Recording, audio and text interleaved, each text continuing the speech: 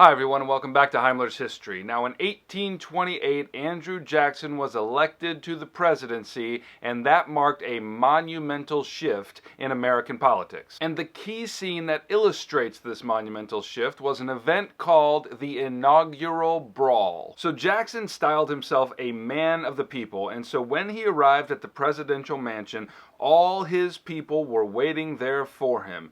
He threw the doors open to them, offered them coffee, tea, and prodigious amounts of spiked punch, and as the people got deeper and deeper into their cups, fistfights broke out. The people were cutting parts of the drapery off as a souvenir, they ground cake into the carpet under their boots, and they spit their nasty tobacco juice all over the floors. Now, it is impossible to imagine something like this happening at the inaugurations of regal presidents like Washington or Adams, but happen it did, and that brings us into the era of Jackson. Let's get to it. It's time to kick it old school.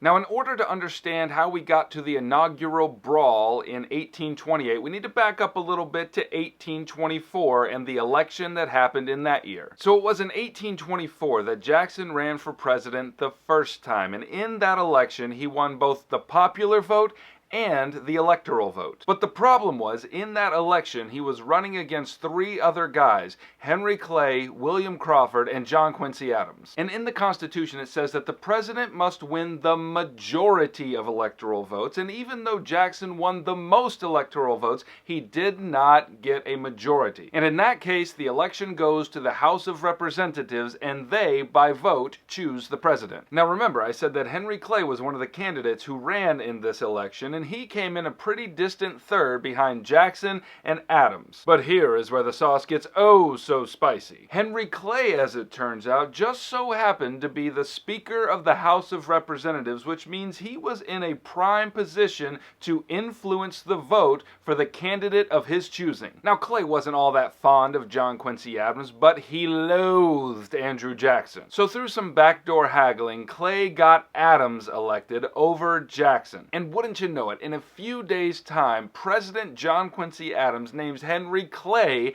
as his Secretary of State, which has always been a stepping stone to the presidency. And oh my, when Jackson's supporters heard about this, it stunk worse in their nostrils than a horse apple with a side of skunk butt. They called it the corrupt bargain, and they publicly denounced Adams and Clay. But even with all their weeping and gnashing of teeth, there wasn't anything they could really do, because Adams had won the presidency, and it was done. Now, I should tell you that historians have never really found any evidence for this corrupt bargain, but evidence didn't much matter to those Jacksonians, because if it looked like a turd and smelled like a turd, ergo, turd. So on Adams's inaugural day as president, Jackson began rallying people all across the land for the next 4 years to make right this corrupt bargain by putting him into office. And as it turned out, the people were roused by the rough and tumble Jackson, and in 1828, Jackson won in a landslide against Adams, and that's how you get a White House full of drunk,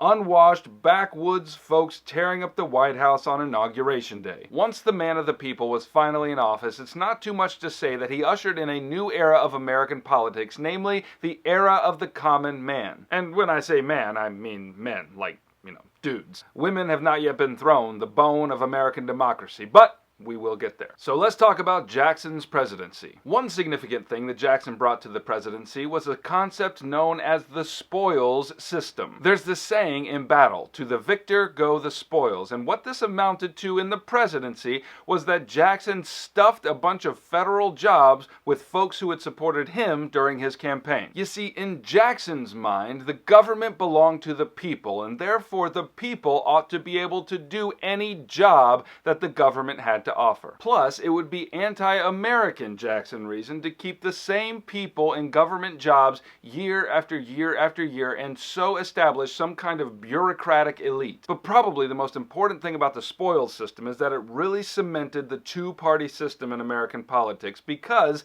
now people had incentive to stick with their party and do all that they could to get their candidate elected. Okay, moving on. The second important piece about Jackson's presidency was something called the nullification Nullification Crisis. Now, there are a lot of moving pieces to this thing, but I'm going to try to explain it up as simple as I can. So the Jackson administration passed a tariff bill in 1828, and in case you don't know, a tariff is a tax on imported goods that come into our country from other countries. And therefore, it should be obvious that American manufacturers really like tariffs because it means that Americans are more likely to buy their products than the products that come from overseas. So where are all these American manufacturers? Well, turns out they're in the North. And Southerners had a long-standing tradition of buying most of their manufactured goods not from the Northern manufacturers, but from England. And now that there was a tax imposed on these goods from England, they called it the Tariff of Abominations. And so the scrappy folks in South Carolina stood up, banged their chest, and began shouting loudly against this tariff under the leadership of a guy named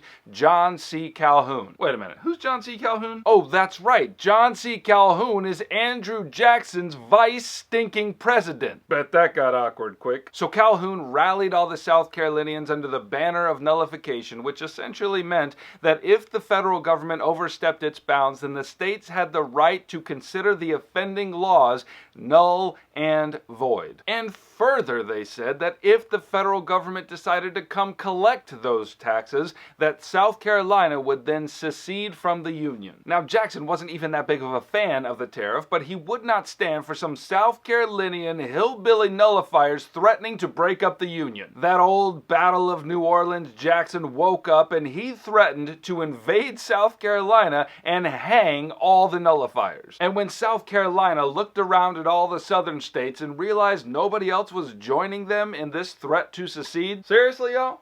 Are we the only ones doing this?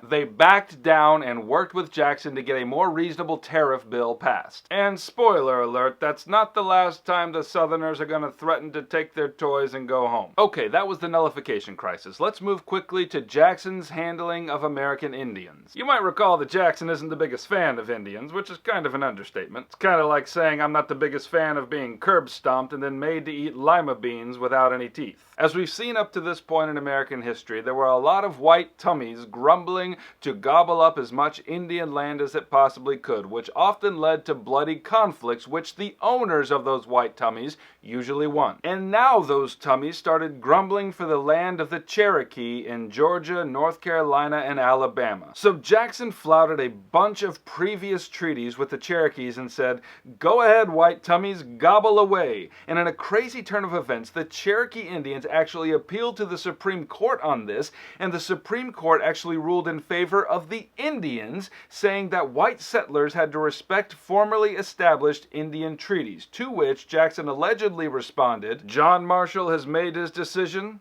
Let him enforce it." Wait, can he do that? You just did. All right. So Jackson forcibly removed the Cherokee from their ancestral lands along what became known as the Trail of Tears and resettled them in a large swath of land called the Oklahoma Territory and said, "All right, y'all stay there and you can keep that land forever." And I'm sure that the westward migrating white people will totally respect that treaty. Okay, one other thing about Jackson's presidency that is very important: the Bank War.